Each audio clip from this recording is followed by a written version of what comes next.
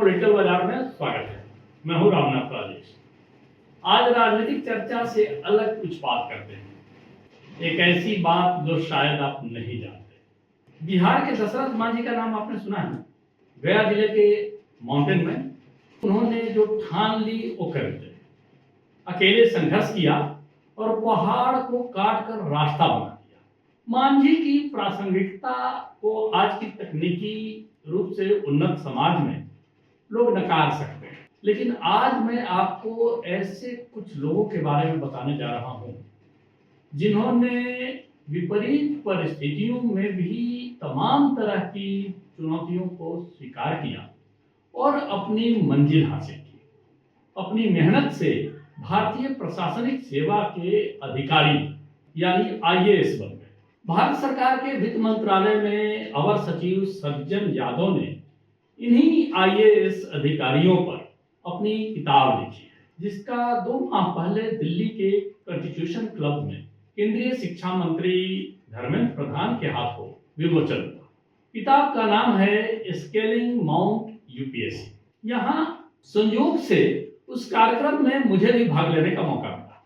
इस किताब में उन आईएएस अधिकारियों की प्रेरक कहानियां हैं जिन्होंने कई बाधाओं के बावजूद अपने संकल्प के बल पर दुनिया की सबसे कठिन और चैलेंजिंग प्रतियोगिता में सफलता हासिल की। किताब के लेखक सज्जन यादव भारतीय प्रशासनिक सेवा के 1995 बैच के आईएएस अधिकारी हैं। संजय यादव की पिछली पुस्तक India's vaccine growth story from cow pox to vaccine Maitri एक राष्ट्रीय बेस्ट सेलर किताब है, जिसका स्पेनिश के साथ 16 भारतीय भाषाओं में अनुवाद और प्रकाशन हुआ है। इस पुस्तक में तिरुवनंतपुरम की जूनियर क्लर्क से आईएएस बनी मिन्नू पीएम, बिहार के समस्तीपुर के छोटे से गांव दिघरा से आए हुए सत्यम कभी एक सर्वेंट क्वार्टर में रह चुके और अब आईएएस अधिकारी भरत सिंह, दृष्टि बाधा के बावजूद आईएएस बनी अंजलि शर्मा,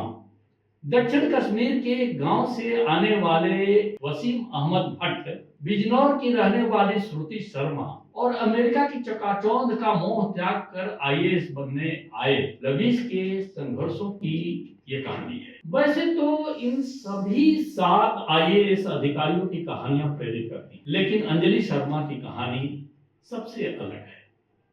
अंजलि के पिता सिक्किम में एक फैक्ट्री में काम करते थे। जब वह 10वीं में थी तभी उनकी आंखों की रोशनी चली गई थी, लेकिन इस कठिन हालात के बाद भी हार मानने के बजाय उनका इरादा और मजबूत होता गया। उन्होंने न केवल ब्रेल लिपि को नए सिरे से सीखा, बल्कि यूट्यूब की मदद से यूपीएससी की तैयारी की।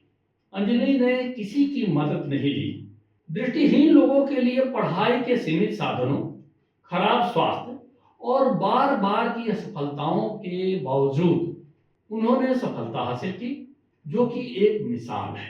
बिहार के समस्तीपुर के सत्यम गांधी की कहानी भी चौंकाती है। आईआईटी जेईई और एनडीए में असफलता का मुंह देखने के बाद उनकी मुश्किलें बढ़ गई थी। लेखक श्री यादव ने कहा कि सत्यम ने यह जानते हुए उनके माता पिता ने ब्याज पर भारी भरकम कर्ज ले रखा है। उन्होंने स्नातक के अंतिम वर्ष में अपनी तैयारी शुरू कर दी थी।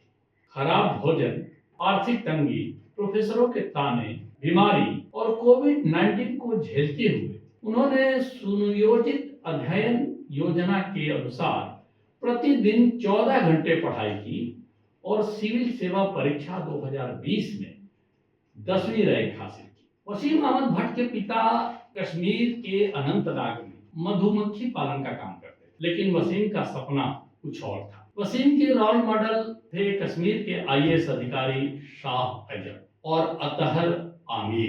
वसीम अहमद भट्ट ने अपने रोल मॉडल को सामने रखा और अपने सपनों का पीछा किया और वर्ष 2022 में यूपीएससी की परीक्षा में 7वीं रैंक हासिल की। पुस्तक की 7 कहानियों में से एक केरल पुलिस में जूनियर क्लर्क मिन्नू पीएम की, जिन्होंने परीक्षा पास करने के लिए 5 साल तक अथक संघर्ष किया। लेखक ने कहा कि जब मिन्नू 12वीं कक्षा में थी तब उनके पिता का दुखद निधन हो गया, जिसके बाद उन्हें कई चुनौतियों का सामना करना पड़ा। कम उम्र में शादी हो गई, 2 साल के बच्चे के साथ घर के कामों और कठिन नौकरी की जिम्मेदारी एक साथ संभालनी पड़ी। पढ़ाई की दुनिया से सालों तक दूर रहने के कारण मीनू की यात्रा किसी वीरता से कम नहीं है। किताब का विमोचन करते हुए केंद्रीय शिक्षा मंत्री धर्मेंद्र प्रधान ने कहा कि इस किताब में सज्जन जादव जी ने बहुत ही सीधी सरल भाषा में और रोचक अंदाज में एक प्रतियोगी की मनोदशा को बताया है कि वो जब आईएएस बनने की तैयारी करता है तो किन हालात से गुजरता है। उन्होंने कहा कि हर किसी को कहीं न कहीं से आगे बढ़ने की प्रेरणा मिलती है। ये कहानियां माइलस्टोन की तरह काम करेंगी और समाज को प्रेरणा देगी। भारत में हम सब अपना अपना दायित्व निभाएं, हम अपना दायित्व निभाएंगे तो 140 करोड़ देशवासियों की हक, उनकी राइट्स, उनके अधिकार सुरक्षित रहेगा। बहुत बहुत धन्यवाद।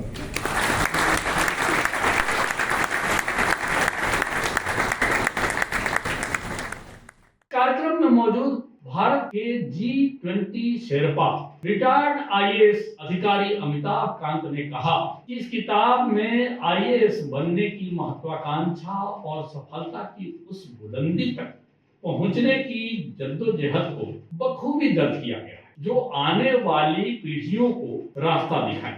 As Sajjan has beautifully captured in this book, the journey to the IAS is about recognizing the privilege we hold as public servants and understanding the weight of our responsibilities.